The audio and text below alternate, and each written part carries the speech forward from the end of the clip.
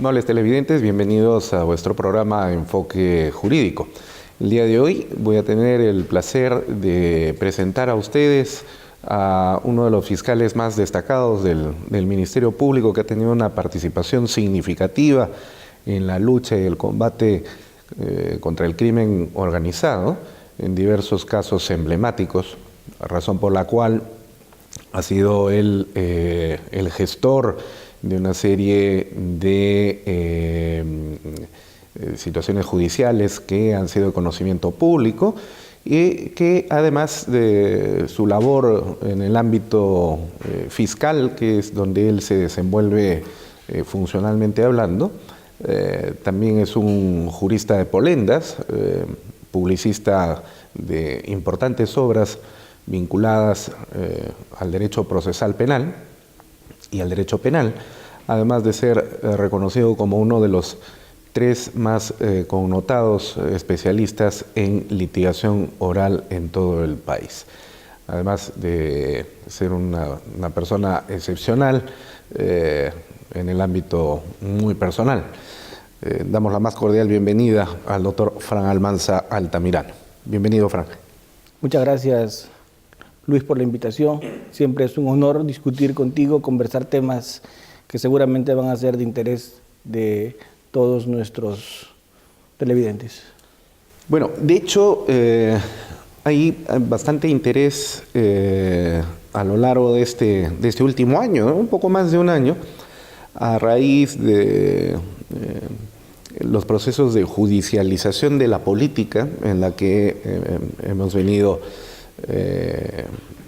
encontrando que el país ha dado un vuelco y una dirección bastante significativo en este campo, porque recordarás, hasta hace algunos años atrás, los ámbitos de la política y de la justicia se encontraban generalmente separados, caminaban en paralelo. Era muy extraño, muy raro encontrar casos judicializados del ámbito de la política. Y en el caso de que los existiera, estos no pasaban de ser situaciones básicamente de querellas por alguna palabra altisonante o algún término impropio que se haya utilizado en el fragor de la discusión política. Eso en el mejor de los casos, ¿no? En el peor, por supuesto, desde la década de los años 80, las investigaciones fiscales que siempre se llevan a cabo en contra de políticos de alto nivel, el caso de la compra de los aviones Mirage, el tren eléctrico, por ejemplo, en el gobierno primero del extinto ya presidente Alan García, y luego por delante pues tendríamos que enumerar bastantes casos, pero todos ellos mantenían básicamente un principio, ¿no? Que la política prevalecía sobre el ámbito judicial por ser ámbitos separados. No voy a entrar aquí a considerar situaciones de influencias o cosas por el estilo de uno y otro lado, pero lo cierto era que política y justicia iban pues por cauces separados, ¿no? Pero en este último año, a raíz de los llamados audios de la vergüenza, se comenzó a realizar un proceso de persecución básicamente contra políticos que finalmente terminaron en este momento en situación de restricción de su derecho fundamental a la libertad, no por condena, sino por prisión preventiva. Ya había sucedido antes con el expresidente Ollanta Humala y con su esposa Nadine Heredia, pero que luego de una sentencia del Tribunal Constitucional pues se encuentra en libertad, aunque con restricciones de salida del país. Pero luego hemos conocido casos realmente bastante significativos, ¿no? El caso de Keiko Fujimori, el caso de Susana Villarán, que es bastante emblemático, ¿no? Entre otros varios, ¿no? Por lo tanto, entonces, la atención que existe de la ciudadanía hacia los procesos judiciales ha ido increciendo. Parece que los talk shows han dado paso a los juicios televisados a través de Justicia TV y ha habido un incremento del interés de las personas. Entonces, términos que normalmente se utilizaban en el argot judicial, como por ejemplo prisión preventiva, han pasado a formar parte ya del léxico casi ordinario de la ciudadanía. Pero es necesario hacer algunas precisiones técnicas para que no sean confundidas algunas terminologías que a veces la prensa, ya sea por desconocimiento, claro, la prensa está integrada por periodistas que no son juristas, no son abogados, entonces a veces se dan esas licencias, en algunos casos hasta groseras, pero licencias al fin y al cabo de confundir condena con prisión preventiva, ¿no? Entonces se escucha decir a algún periodista por ahí, Keiko Fujimori ha sido condenada a 36 meses de prisión preventiva. Eso no es una condena, definitivamente, ¿no? Entonces vamos a hacer en esta primera parte de este primer bloque, una precisión de qué es lo que debemos entender por prisión preventiva para ir entrando en los temas por los cuales el día de hoy te convocamos a este programa. Claro, de hecho que una prisión preventiva no es una condena. Una prisión preventiva no es una sentencia anticipada. Una prisión preventiva es una medida coercitiva que está al servicio del proceso principal. Lo que con una prisión preventiva se busca es, en alguna medida, evitar peligros procesales como el peligro de fuga o el peligro de obstaculización. La idea es que una medida de coerción como una prisión preventiva busque fines que tienen que ver con el proceso, que la sentencia se cumpla y que la prueba no se afecte. Pero en ningún momento se debe entender la prisión preventiva como una condena anticipada. Es más, es una medida que se dicta con únicamente esos fines específicos. Sí, pero, a ver, la prisión preventiva es una medida cautelar, ¿verdad? Sí. Y como toda medida cautelar, en la teoría general del proceso se entiende que para dictar una medida cautelar se requiere de dos elementos fundamentales. El fumus bonis juris y el periculum in mora, ¿no? Es decir, que exista apariencia real de derecho, que en este caso llevado al campo del derecho penal, estaría vinculado con el hecho de que existan indicios que vinculen al imputado, con indicios reveladores además, ¿no?, con un hecho delictivo, y el periculum in mora, que vendría a ser el peligro de la fuga o del entorpecimiento del proceso. Pero en cualquier caso, el dictado, o siempre se ha tenido así en todo caso, el dictado de una medida cautelar, por lo menos en el ámbito civil, anticipa prácticamente que el juez ya tiene una convicción creada, que a veces es muy difícil de quebrarla, de que el demandante tiene todas las de ganar, ¿no? Y en este caso el demandante del proceso penal sería pues el Ministerio Público. O sea, sí se estaría anticipando una condena a largo plazo. No, si bien es cierto, nosotros entendemos que para que se dicte prisión preventiva tienen que haber dos presupuestos que son más bien comunes para todas las medidas de coerción, que son una apariencia del derecho invocado, apariencia de los hechos que tienen que tener connotación criminal y un peligro procesal que también tiene que ser acreditado. El problema es cuál es el estándar que se pide para ambos presupuestos. Creo que todos los operadores conocemos que tiene que haber un grado de probabilidad para dictar prisión preventiva y tiene que haber un grado de peligrosismo procesal para también apelar a esta medida. El problema está en cuáles son los estándares con los que tenemos que trabajar. Y estos estándares no están en absoluto claros. Tan es así que hay resoluciones que no son concordantes en lo que se resuelve. Y esto incluso ha forzado la realización de un pleno sobre prisión preventiva de este año, en el que se ha discutido hace menos de un mes cuáles son los estándares que se tienen que dar para entender que hay probabilidad, lo que decías hace un momento, fumus boni juri o fumus comissi delicti. ¿Y cuáles son los estándares para decir que hay peligrosismo procesal o peligro procesal? Porque la discusión es grande. Sí, claro. La Fiscalía postula en este primer presupuesto que para que se considere que está el primer presupuesto de la prisión preventiva, que es este tema de la apariencia de los hechos que se da por parte de la imputación de la Fiscalía, se tiene que tener un grado, pues, que tiene que ser concordante con el estadio en el que estamos en el proceso. A ver, ahí justamente antes de continuar, Frank, claro, en términos generales, a nivel de la teoría general del proceso, esos son los dos requisitos que se exigen para dictar una medida cautelar, reitero, en términos generales: fumus bonis iuris y periculum in mora. Pero en términos estrictamente técnicos, procesales, penales, existen 3 requisitos para dictar el mandato de detención, ¿no es cierto? ¿Cuáles son esos 3 requisitos? Bueno, el otro requisito es el tema de que la pena probable o la prognosis de pena sea superior a 4 años. Entonces estamos hablando de, en primer lugar, a ver, para precisar, una vinculación por lo menos aparente entre el imputado y un hecho delictivo. Ese sería el primer presupuesto. Claro.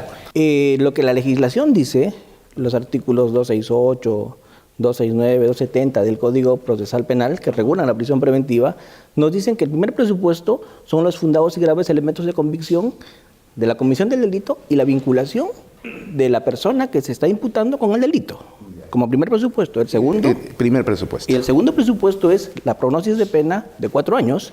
Y el tercero es el peligro procesal, que puede ser un peligro o de fuga o de obstaculización. Ya. Luego, la casación 626 de Moquegua ha dicho que también se debe entender como requisito el tema del juicio de proporcionalidad y el tema de la duración de la medida, que en realidad no son, pues, requisitos, porque la proporcionalidad es un principio de las medidas de coerción, que da a toda medida de coerción, y que así no lo diga la casación de Moquegua, siempre se ha entendido que toda medida de coerción tiene que ser proporcional. Y la duración también es un punto que se tiene que fijar en toda medida de coerción, porque ninguna medida es indeterminada. Por lo tanto, yo insisto en que son 3 requisitos y no más. Bueno, que son además los que señala la ley. Así es. Ya. Muy bien. Vamos a analizar entonces uno por uno de esos requisitos, ¿te parece? Perfecto. El primer requisito. En realidad, en ese primer requisito existen 2 elementos, ¿no? Uno, que existan fundados hechos de la comisión de un delito. Sí, claro. ¿Correcto? Y segundo, que existiendo ese delito esté vinculado al imputado. Exacto. O viceversa, que el imputado esté vinculado a la comisión de ese delito.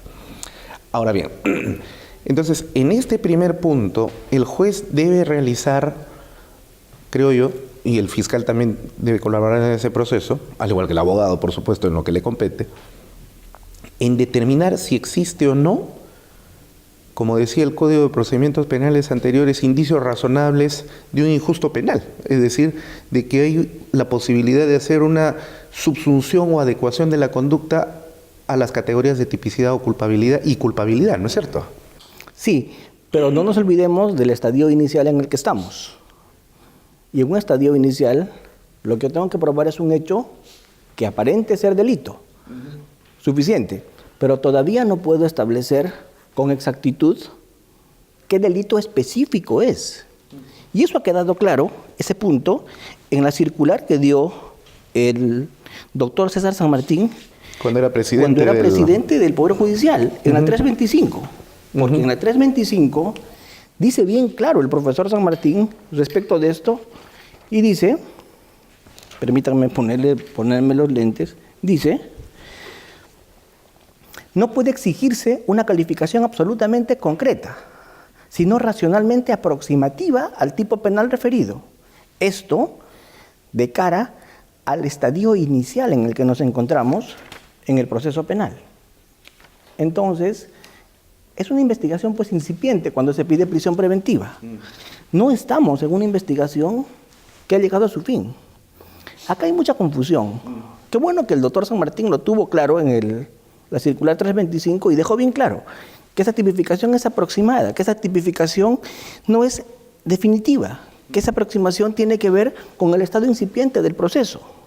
Vamos, hay legislaciones, como por ejemplo la estadounidense, la colombiana, todo lo que son del sistema common law, donde cuando el fiscal pide prisión preventiva es cuando el fiscal ya terminó de investigar. Si el fiscal terminó de investigar, recién pide prisión preventiva, porque en esas legislaciones la investigación es secreta. La investigación no se hace con conocimiento del investigado. Por lo tanto, el principio es que no hay peligro de fuga. Es un modelo acusatorio con un rasgo inquisitorio. Adversarial. Es un adversarial.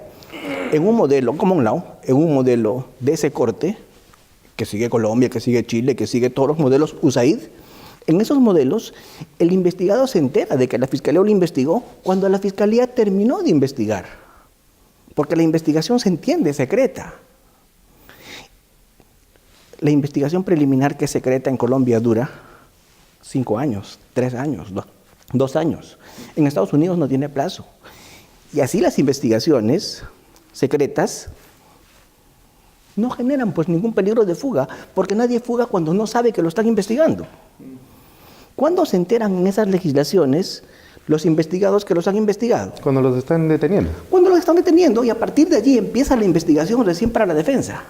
Entonces allí en esas legislaciones yo le puedo pedir al fiscal, cuando pide prisión preventiva, que me haga una imputación precisa, que me tenga la tipicidad acabada, que me tenga el juicio de subsunción bien hecho y que me tenga circunstancias de imputación necesaria absolutas, porque en esas legislaciones se pide prisión preventiva cuando ya se terminó de investigar. En una legislación como la nuestra, donde desde el primer acto inicial de investigación debo hacerlo con conocimiento de la defensa, no le puedo pedir al fiscal ese grado de exactitud cuando está empezando a investigar. Y en nuestra legislación se activa el peligro de fuga desde el momento en el que el fiscal empieza a investigar. Porque desde el momento en el que el fiscal empieza a investigar, ya el procesado sabe que lo van a investigar porque sabe lo que ha hecho. Y ahí es donde puede fugar. Entonces... O puede no. Pero también lo puede hacer. Por lo tanto, el peligro procesal, ¿desde cuándo va a surgir en una legislación como la nuestra? Bueno, como lo estás manifestando desde el inicio de la investigación. Exacto. Entonces tengo que postular una prisión preventiva yo desde el inicio de la investigación cuando existan circunstancias de peligro de fuga. Y en ese estado incipiente de una investigación no me pueden pedir que yo haga una precisión sobre si es homicidio simple, calificado, sicariato, feminicidio. ¿Qué tengo claro como fiscal en ese estadio inicial de la investigación? Que Juan Pérez mató al agraviado. Todavía no sé si lo mató por encargo. Todavía no sé si lo mató por una venganza.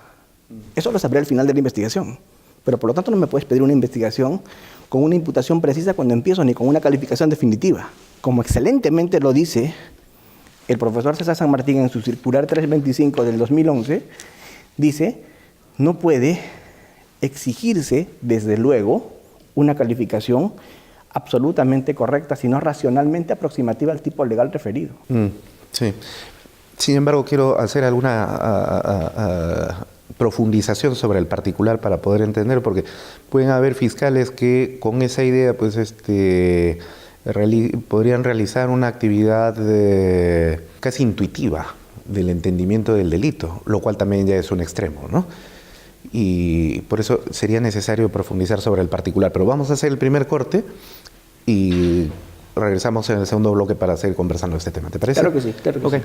No se vayan, ya regresamos en Enfoque Jurídico.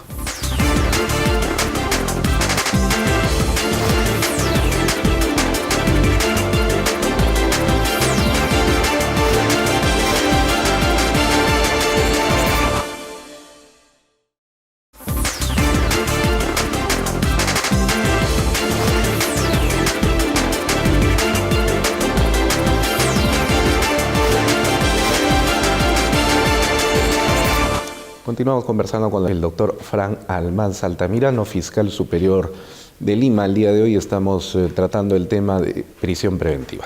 Hace algunos días atrás un conocido juez de nuestro distrito judicial, el profesor Celis Mendoza, ¿no? Hizo referencia a que si el Código Procesal Penal establece que en primer término, para dictar la prisión preventiva, deben existir fundados... ¿Cómo es la fórmula, por favor, para no dar? O sea, para cuando el hecho constituye delito. Fundados y graves elementos de convicción de la existencia de un delito. Fundados y graves elementos de convicción de la existencia del delito. Y la vinculación con... Ya, entonces eso implicaría, claro, no se va a hacer un juicio de subsunción a la tipicidad y antijuricidad como se exige para dictar la sentencia, pero tampoco se puede obviar realizar esa labor. Es decir, el juez tiene que realizar esa tarea en primer término, es decir, digamos, dejar claramente establecida la idea de que estamos frente a un delito identificado y claro. Por supuesto. ¿No? Es más, es que es la misma lógica de una excepción de improcedencia de acción. En una excepción de improcedencia de acción, lo que se sostiene es que el hecho constituye delito. Punto. Pero el delito que es, todavía está por verse. El delito que es, incluso puede haber desvinculación en el momento mismo de la sentencia. Incluso en la acusación se puede hacer una acusación con tipificación alternativa o tipificación subordinada. Porque lo que no debe variar son los hechos. Los hechos son inmutables en un proceso penal. Lo que se puede variar es la tipicidad. Entonces, cuando yo digo que el hecho tiene que ser delito, aunque todavía no está claro qué delito. Por ejemplo, una persona es encontrada cobrando dinero. Sabemos que es un cohecho. Todavía no tenemos claro si es cohecho. Un funcionario público. Un funcionario público. Pero todavía no tenemos claro qué tipo de cohecho es, si es activo, pasivo, de magistrado, de repente es un cohecho incluso hasta transnacional. No sabemos. Tenemos que seguir ampliando y tenemos que precisar eso al final, o cuando muere una persona, con el ejemplo que puse al inicio. Entonces, yo sí considero que la audiencia de prisión preventiva debe ser establecida para que el fiscal traiga elementos de convicción, traiga fuentes de información que le hagan saber al juez que el hecho que está postulando es delito y que con ese delito está vinculada a la persona respecto de la cual se está pidiendo prisión preventiva, pero no con un margen de precisión. Pero tampoco de relajamiento de las exigencias técnicas. Sin duda. Por eso es que me encanta la frase que usa el profesor San Martín. Racionalmente aproximativa al tipo penal. Es lo que él dice sabiamente. Sí, el problema es que, a ver, yo me pongo en la posición de un fiscal y podría decir, bueno, esto es lo que yo racionalmente puedo traerle a usted, señor juez. Vamos, recordemos el caso Pfeffer. Y resulta de que soy un ocioso. El caso Pfeffer se abrió por homicidio simple, pero después se vio un año después, o casi 2 años, que era sicariato. En un tema inicial, todavía no sabemos exactamente qué ha pasado. Por eso es que cuando el delito es complejo, aun cuando haya flagrancia, yo no puedo hacer una calificación definitiva. Pero, por ejemplo, si hoy día capturo a una persona en la vía pública cuando está disparando a otro, yo sé que ha matado a alguien y eso es delito. Todavía no me queda claro qué delito es. Eso lo voy a saber después de una investigación preparatoria, pero eso sí, en ese mismo instante le tengo que dictar una medida de prisión preventiva. O sea, lo que tú estás tratando de decir es que al fiscal le basta con señalar de que existen fundados y graves elementos reveladores de la comisión de un delito, aun cuando el fiscal no sepa qué delito es con precisión. Exactamente, tal y cual. Y le pongo el siguiente ejemplo, para que se entienda. En este momento encontramos que una persona está victimando a otra y es capturado por la policía en flagrancia que ve cómo lo victimó. Yo tengo claro que hay un delito, ¿cierto? Y si yo le pregunto al investigado qué delito has cometido, no me va a decir homicidio simple, porque es el delito más leve. Pero tal vez no es un homicidio simple, tal vez es un crimen de odio, tal vez es un crimen de paga, tal vez es un crimen con otro tipo de agravantes. Y eso lo voy a saber recién después de una investigación preparatoria amplia. Pero en ese instante de la captura, tengo que dictar una medida de coerción como una medida cautelar, porque si no la dicto, este señor puede fugar. Y si a eso le sumo que no tiene arraigo, que no tiene ninguna razón que le dé sujeción en el proceso, se activa en ese instante el peligro de fuga. Ya, sobre este tema vamos a regresar después, pero ya, queda claro entonces que no hay necesidad de hacer profundización, según esta consideración tuya, en el juicio de subsunción del injusto penal, es decir, de tipicidad y antijuricidad. Un elemento razonable, como dice el profesor San Martín.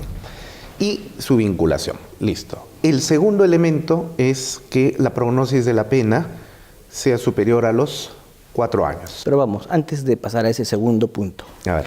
Antes de pasar a ese segundo punto. Hay una cosa que no ha quedado clara. Porque en un pleno sobre lavado de activos que me tocó intervenir, representando al Ministerio Público, discutimos varias cosas, pero al final en la sentencia se establecieron ciertos niveles de sospecha. Y se ponía un nivel de sospecha, que era una sospecha grave para dictar prisión preventiva. Un nivel de sospecha grave muy por encima del nivel de sospecha para acusar. Entonces eso me parece que no tiene sentido. Y lo digo con todo respeto. Porque yo no puedo pedir un nivel de sospecha grave Para una medida cautelar. para una medida cautelar cuando estoy empezando a investigar crimen organizado que va a durarme 36 meses la investigación más 36 meses más. Después de eso, 72 meses, algo nuevo tengo que tener. Nuevos elementos tengo que conseguir. Entonces, el nivel de sospecha grave no puede darse para un modelo como el nuestro. Ese nivel de sospecha grave funciona en el common law, pero acá no. ¿Por qué? Porque repito el mismo razonamiento del comienzo. Cuando pido prisión preventiva acá, es cuando se activa el peligro de fuga. ¿Y cuando se activa el peligro de fuga? Por lo general cuando empiezo a investigar.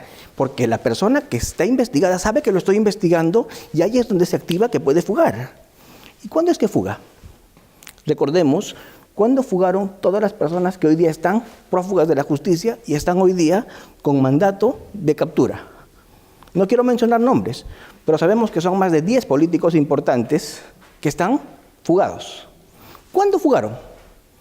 Cuando empezó la investigación y ellos, al devenir de la investigación, vieron que la Fiscalía iba consiguiendo elementos que ya sabían ellos lo que habían cometido. Pero cuando empezaron a ver que las pruebas venían llegando, fugaron. ¿Y cuánto cuesta extraditar a un ser humano? ¿1,5 millones de soles? ¿Y tú sabes cuántos se quedaron aquí en el Perú y no se fugaron versus esos no más de 10? Se habrán ido 2 o 3, se habrán quedado 2 o 3, pero los más se han fugado. Y los que no se han fugado es los que están arraigados con una prisión preventiva. Hemos visto casos clamorosos que se han fugado. Hemos visto congresistas que se han fugado. Hemos visto presidentes regionales que se han fugado. Hemos visto altos magistrados que se han fugado. ¿Y esto por qué? Porque existía... Bueno, porque la conciencia los delata, pues, ¿no? Por eso mismo, cuando se activa el peligro de fuga es cuando se empieza a investigar. En el Perú es así, porque la investigación es única y la investigación es para las dos partes. Se investiga para la Fiscalía y se investiga para la defensa. No es como en otras legislaciones que la investigación es solo para la Fiscalía. Acá se investiga para los dos, para la Fiscalía y la defensa, y la investigación es única.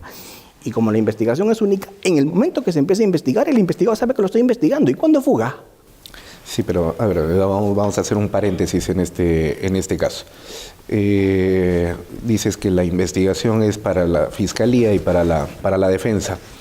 Bueno, eso será ahora así porque el código recién y el modelo están entrando recién en vigencia.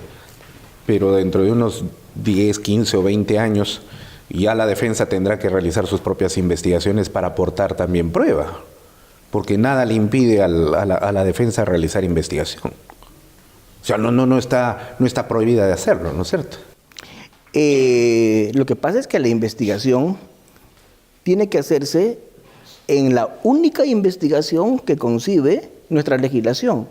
Nuestra legislación concibe una investigación dirigida por la Fiscalía y con participación de la defensa. En la investigación que realiza el Ministerio Público, la defensa tiene que tener activa participación y el fiscal es un investigador neutral. Ese fiscal cuando investiga lo hace no pensando en acusar, pensando en establecer la verdad. Y cuando ese fiscal hace la investigación, tiene que acceder a todos los actos de investigación que la defensa proponga.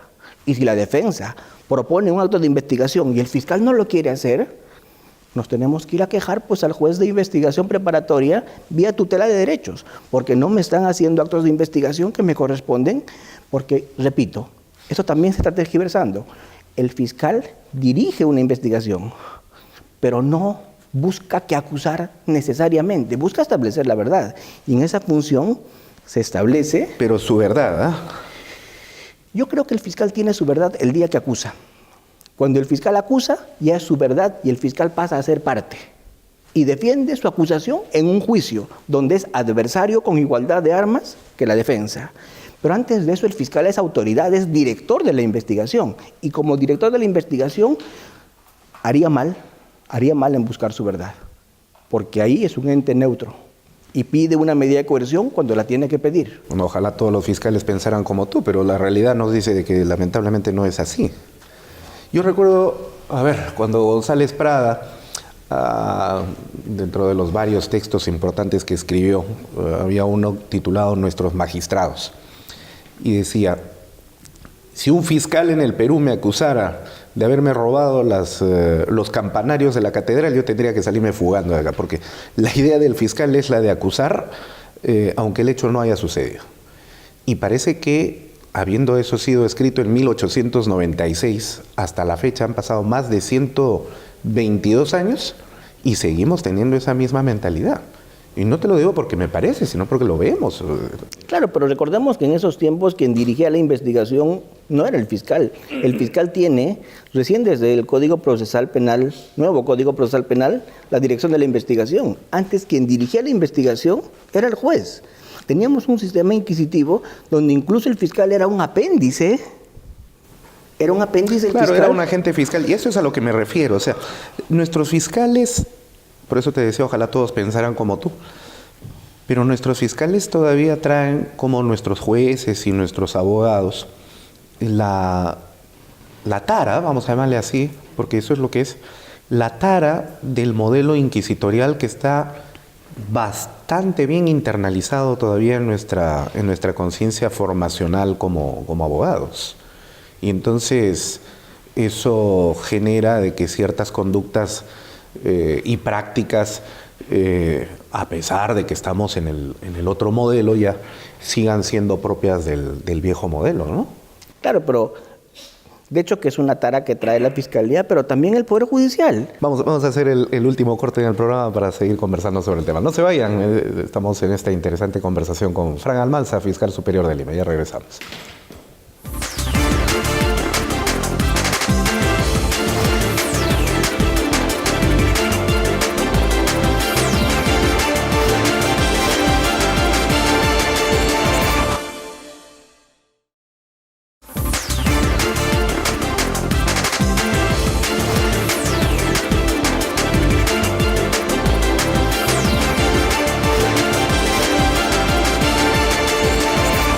Último bloque de Enfoque Jurídico. Seguimos conversando con el doctor Fran Almanza Altamirano sobre el tema de la prisión preventiva. El segundo requisito es la prognosis de la pena, que ésta vaya a ser superior a los 4 años. Sobre esto prácticamente no hay más que comentar, salvo quizás un pequeño acápite nada más para pasar al tercer, y creo que el más importante de los requerimientos, que el juez no necesariamente tiene que considerar que la pena a imponerse sea superior a los 4 años, porque hay casos como los de Magali Medina, por ejemplo, donde se impuso una medida de condena por 9 meses, 8 meses, si no me falla la memoria. O sea, este requisito es un requisito flexible, parece. No, en absoluto. El requisito de la pena probable mayor a 4 años es un requisito taxativo, está establecido en la ley y es un requisito que se tiene que cumplir. Lo que en algún momento se hizo, y lo estás recordando, se cambió el requisito de 4 años a 1 año. A 1 año, tienes razón, con el Código Procesal Penal vacatio legis. Así es. Ya, correcto. Se cambió. Ajá. Ya. Pero después volvió a 4 años. Y después volvió a 4 años. Así es. ¿No constituye ese un problema para la persecución fiscal? Lo que pasa es que el peligro de fuga se activa cuando la gravedad de la pena existe. No es racional que una persona pretenda fugar cuando la pena que le está esperando es una pena menor a 4 años, porque por lo general cuando las penas son menores de 4 años no le dan una pena efectiva. Entonces, siempre voy a afirmar que el ser humano es un ser humano libre, la persona es libre, Su esencia es libre, y cuando ve en peligro su libertad la persona porque hay una amenaza de que la metan en una cárcel, busca que fugar. Pero si esa amenaza no se presenta porque la pena es leve, no creo que sea necesaria una prisión preventiva, sino tal vez otro tipo de medida que busque conjurar un peligro de obstaculización o un peligro de repente de menor intensidad. Ya, entonces que sea esto, lo que acabas de decir, la introducción al tercer y último requisito, que es el del peligro procesal, ¿no? Que puede ser entendido en un sentido de posible fuga o de obstaculización de la actividad probatoria, ¿no? ¿Cuáles son los estándares, si existen o no, o en todo caso las prácticas que se han venido dando para poder establecer el peligro de fuga? De hecho que este es un tema harto complejo, porque el peligro de fuga es un riesgo. Todo peligro implica un riesgo, ¿cierto? En materia de riesgos o de peligros, vamos a hablar de peligros abstractos y de peligros concretos. El peligro abstracto se diferencia del peligro concreto en derecho, en que el peligro abstracto no admite prueba en contrario, mientras que el peligro concreto sí admite prueba en contrario. Pongo un ejemplo. El conducir en estado de ebriedad es un delito de peligro, pero es un peligro abstracto. ¿Por qué? Pues porque es una potencialidad. Así es, y no hay posibilidad de probar en contrario, porque yo no puedo probar jamás que manejo mejor ebrio que sano, o que donde yo manejaba no había peligro porque ninguna persona estaba transitando, porque de per se se considera que es un peligro abstracto, no admite prueba en contrario, mientras que el peligro concreto sí admite prueba en contrario. Por lo tanto, el peligro de fuga es un peligro concreto. Así debe entenderse, que admite prueba en contrario. Pero lo que no debe es entenderse, como algunos abogados están viniendo a sostener, desnaturalizando lo que dijeron en la casación 1445 de Costa en el Poder Judicial, que el PJ había dicho que el peligro de fuga era un peligro donde había que establecer concretamente, con el pasaje aéreo comprado, que la persona está dispuesta a fugar. Y eso nunca se dijo en esta casación. Lo que se dijo en esta casación es que es un peligro concreto, y nadie discute que sea un peligro concreto, porque jamás podríamos postular que es un peligro abstracto, porque un peligro abstracto no admitiría prueba en contrario. Este es un peligro concreto, y para eso se debate en una audiencia de prisión preventiva. Y en una audiencia de prisión preventiva tenemos que debatir cómo es que el fiscal considera, bajo qué argumentos, que hay un peligro concreto. Y el fiscal tiene que decir todos los presupuestos que establece la ley, que por cierto no son presupuestos taxativos, sino pueden haber muchos más. En ese sentido también vuelvo a recurrir a un documento que es valiosísimo. Yo considero que de todo lo que he leído en materia de prisión preventiva, un documento sumamente valioso es esta circular 325, gran documento, un documento al que yo debo en este momento difundir, porque acá ¿qué dice? Acá dice algo muy puntual respecto al peligro de fuga. Respecto al peligro de fuga dice que se tiene que establecer atendiendo a las máximas de la experiencia caso por caso, y que los criterios establecidos en la ley no son criterios taxativos, sino son criterios simplemente ilustrativos, y pueden haber más criterios que esos. Los criterios para establecer el peligro de fuga son el arraigo, son la gravedad de la pena, la actitud frente al daño que se ha realizado, la conducta procesal, etcétera, etcétera, etcétera. Pero en esta circular se dice que estos no son taxativos, pueden haber muchos más, que debemos ver caso por caso. Un ejemplo excelente de esto es lo que se vio en el sistema norteamericano en la audiencia de Toledo. ¿Por qué se dijo en la audiencia de Alejandro Toledo, a través del sistema americano, que había peligro de fuga? Porque el juez dijo, tenía más de $1 millón en su casa. Y una maleta con $40,000. Y una maleta con $40,000. Tenía además vínculos y familiares fuera de Estados Unidos. Había realizado gran cantidad de viajes. Tenía una conducta que decía, viajaba bastante. Yo pregunto, cada caso es distinto al otro. Y en cada caso yo, usando las máximas de la experiencia, puedo establecer que hay peligro de fuga. Por ejemplo, y vuelvo a apelar a la circular. En la circular 325 se dice que las máximas de la experiencia nos enseñan que cuando estamos en un delito de organización criminal hay peligro de fuga. ¿Y por qué? Porque toda organización criminal dice, y lo voy a leer literal, porque lo he subrayado, dice: el criterio es sólido, la prisión preventiva protege el proceso. Y existe una máxima de la experiencia que también es contundente. Las organizaciones delictivas suelen perturbar la actividad procesal propiciando la fuga y la obstaculización probatoria. Vamos, si yo logro acreditar que la persona pertenece a una organización criminal, el peligro de fuga debe entenderse con máximas de la experiencia, como muy bien lo dice esta circular, porque el resto de integrantes de la organización criminal van a buscar que fugue precisamente, porque para eso es una organización criminal, para cometer delitos y para evitar delaciones y para evitar condenas y para asegurar impunidad. Entonces, bien hace la circular en decir que ese es un criterio válido. Ahora, esta circular también dice una cosa muy importante. Dice, el arraigo no es absoluto. Existiendo arraigo hay peligro de fuga. Porque una persona, aun cuando tenga arraigo, igual puede fugar. Porque tener arraigo implica tener familia, tener domicilio, tener trabajo. Pero si la amenaza de pena es alta, si existen posibilidades de fugar. Lo dejo todo y me voy. Pero claro, y eso nos dicen las máximas de la experiencia. Más peligro de fuga hay cuando más poder adquisitivo se tiene. Más peligro hay de fuga cuando hay más posibilidades de viajar al extranjero. Más peligro de fuga hay cuando tengo actividad migratoria. Ahí hay más peligro de fuga. Entonces, todos esos criterios tengo que trabajarlos en contexto.